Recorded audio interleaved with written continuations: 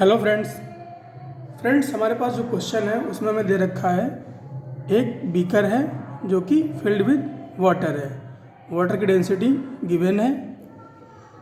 और फ्रेंड्स हमसे बोला कि एक स्प्रिंग से अटैच करके एक सिलेंडर को इस पानी में डाल दिया गया। तो फ्रेंड्स और ऐसा बोला गया है कि जो सिलेंडर है ये कम्प्लीटली सबमर्ज हो जाता है, मतलब पूरी तरह से डूब जाता है। तो फ्रेंड्स हमसे पूछा what will be expansion in this spring. Spring का स्प्रिंग कांस्टेंट के गिवन है, सिलेंडर के पैरामीटर रेडियस, हाइट और डेंसिटी गिवन है। अब हमें कैलकुलेट करना है expansion in spring in equilibrium. तो फ्रेंड्स आइए देखते हैं क्या बनता है सॉल्यूशन इस क्वेश्चन का। तो फ्रेंड्स कन्वीनियंस के लिए मैंने सॉल्यूशन लिखा है, लेकिन मैं एक्सप्लेन करूंगा इसे सारे कॉन्सेप्ट के साथ। तो फ्रेंड्स कम्प्लीटली सबमर्ज्ड है ये, और हम मान लेते हैं कि इसमें कुछ एक्सपेंशन हुआ है, कितना x। तो फ्रेंड्स अगर इस सिलेंडर में x एक्सपेंशन हुआ है तो फ्रेंड्स स्प्रिंग में एक फोर्स होगा। और अगर इस सिलेंडर को यहाँ पर अलग से ड्रॉ करें, इस सिलेंडर का फ्री बॉडी डायग्राम बनाएं तो ये कुछ ऐसा होगा। तो फ्रेंड्स क्या स्प्रिंग की वजह से इस सिलेंडर पे ऊपर की तरफ एक फोर्स लगेगा, स्प्रिंग फोर्स से Fs। और फ्रेंड्स ये वाटर में है तो वाटर की वजह से कुछ अपथ्रस्ट फोर्स लगेगा इसके ऊपर, अपवर्ड डायरेक्शन में अपथ्रस्ट फोर्स। और फ्रेंड्स ये जो सिलेंडर है इसका वेट जो है वो डाउनवर्ड होगा,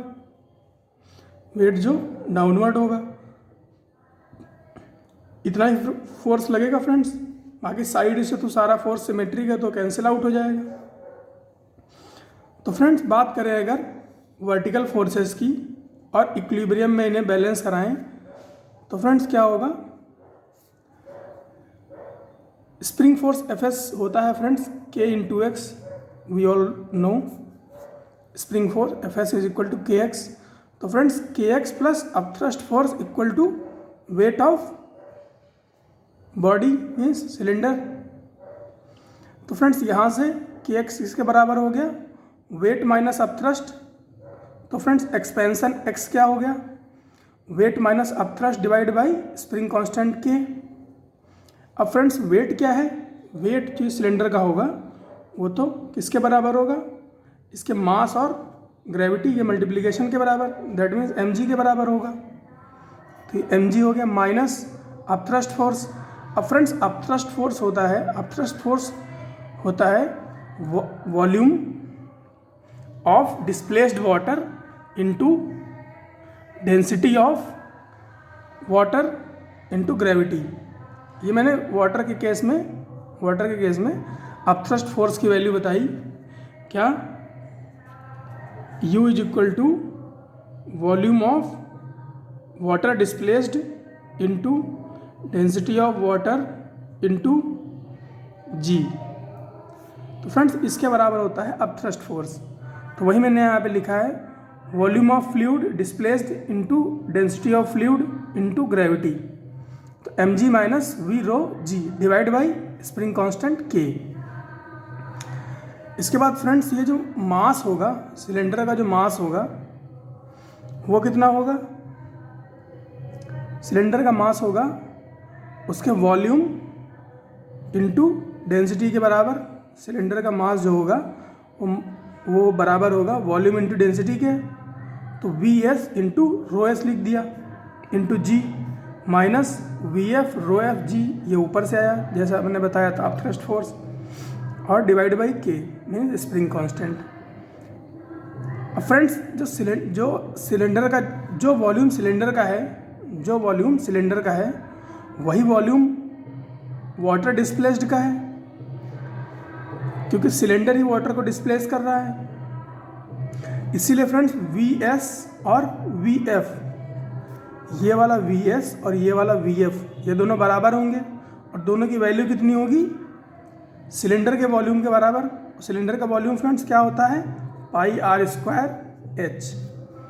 तो फ्रेंड्स वॉल्यूम को कॉमन ले लिया तो क्या है, पाई आर स्क्वायर एच, अंदर क्या बचा, रो एस सिलेंडर का density minus rho F water की डेंसिटी इंटू जी।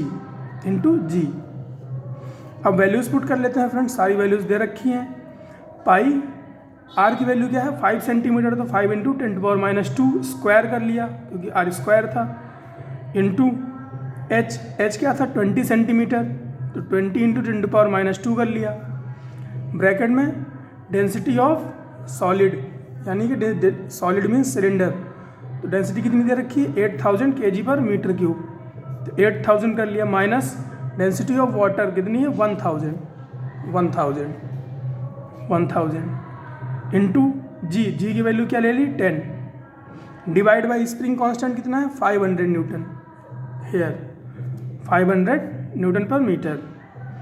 तो फ्रेंड्स इसको आप सॉल्व करोगे तो वैल्यू आएगी 35 पाई/500 मीटर, 35 पाई/500 मीटर।